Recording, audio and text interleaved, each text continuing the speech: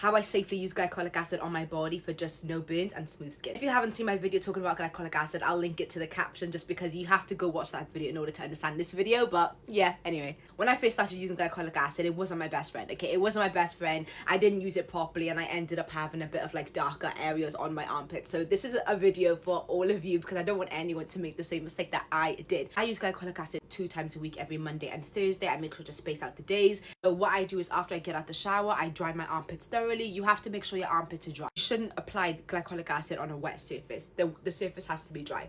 So make sure that your armpits are dry. Once your armpits are dry, I go in with this. I put like 3 drops on a cotton pad, and then after that, and not a lot of drops, like I said, like a little goes a long way. And put 3 drops on the cotton pad, and then I just swipe it under my armpits like about 3 times, and then I flip it over, and then I go in with more. You're gonna need more for the other side. So I go in with another 3, and then I swipe it under my armpits about 3 times as well. This is a bit of a TMI, but lately I've also been using glycolic acid for my, you know what I mean? I don't want TikTok to stop this video, so we're just gonna, you know what I mean?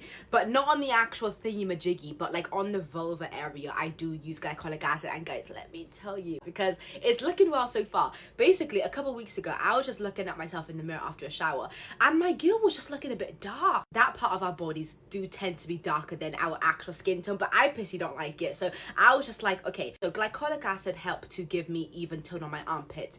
What's to say it's not going to give me even tone down there? So I started using it only on the top, right? I don't want anyone to be using it on the actual thing, only on the top where the hair is, where the hair grows, okay? And I need people to understand that. So only on the top, I've started using it, and guys, the dark areas are starting to clear. Obviously, it'll never be the same skin tone as, like, you know what I mean?